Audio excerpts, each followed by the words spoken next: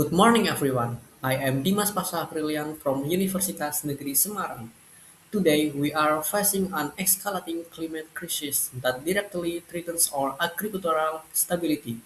To address this urgent issue, I am privileged to present our latest research titled Forecasting the Impact of the 2026 Godzilla El Nino on National Drought in Indonesia using Quantile XGBoost and Spatio-Temporal Climate Kinematics.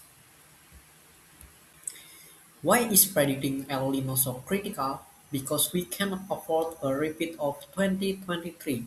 Based on critical record, 2023 broke our driest season in years. Peaking at 38 degrees Celsius, the environmental toll was massive.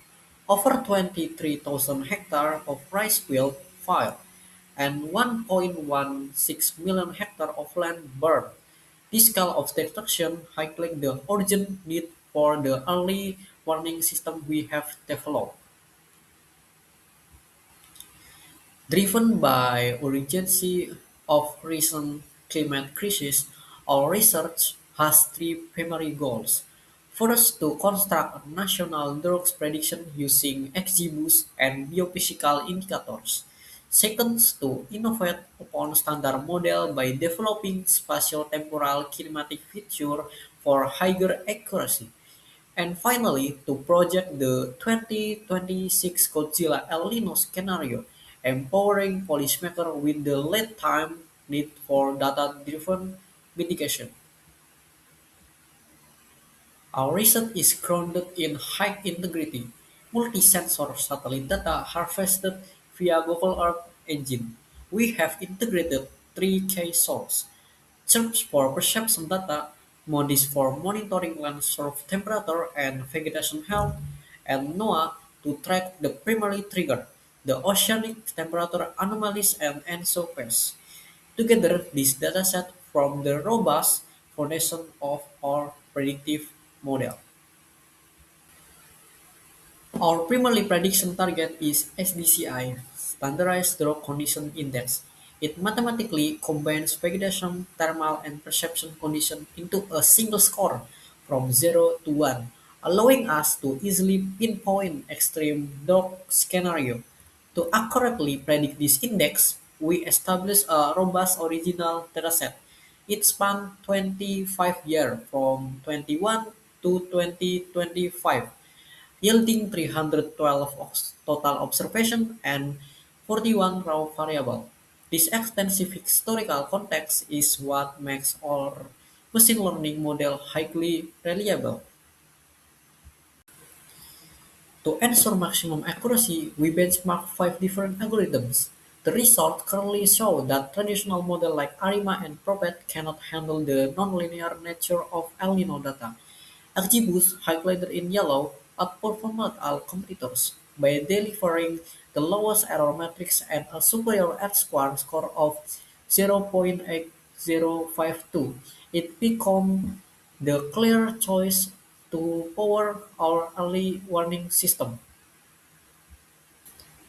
Here is our main innovation.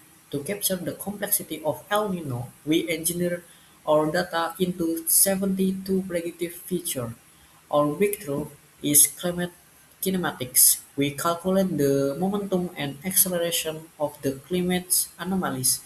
By tracking the exact speed of ocean warming, we give our algorithm a massive advance in predictive accuracy. Let's look at modern architecture. A standard XGBoost only gives us an average prediction, but to mitigate disaster, an average is simply not enough. We need to know extremes. That's why we upgrade to Quantile XGBoost. As you can see on the right, we change the math to predict specific percentiles. Simply put, our system doesn't just guess the average. It accurately forecasts the absolute worst-case drought scenario. To ensure our predictive model is truly reliable, we applied Bayesian optimization using Optuna. This automated framework mathematically pinpointed by the optimal hyperparameter value displayed on the screen. By doing this, we successfully eliminated human error and prevented the model from overfitting.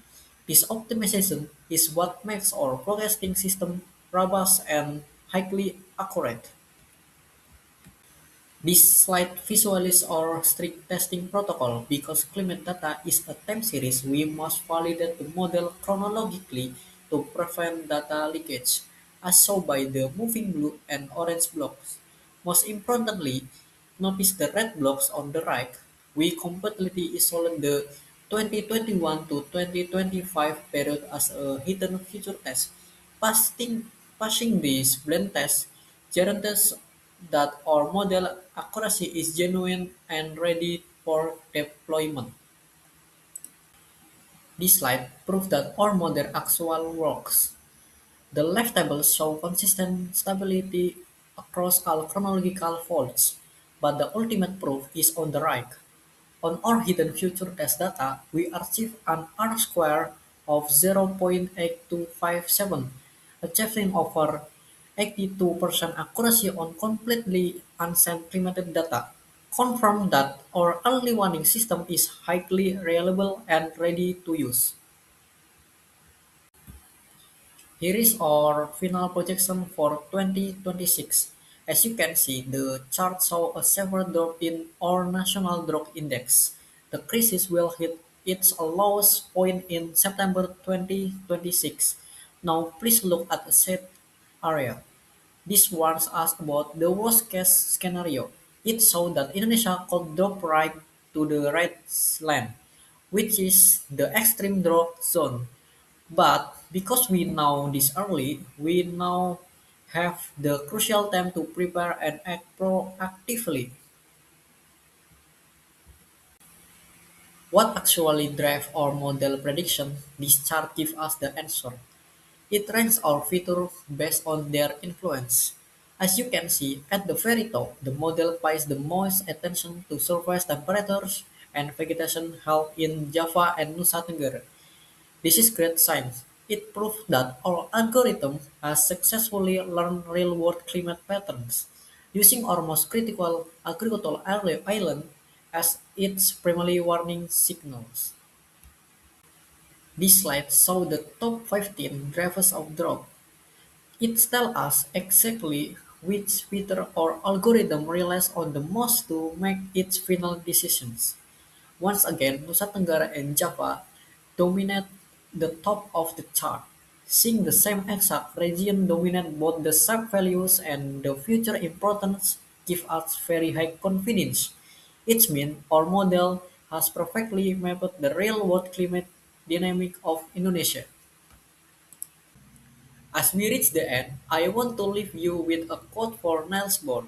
Prediction is very difficult, especially if it's about the future.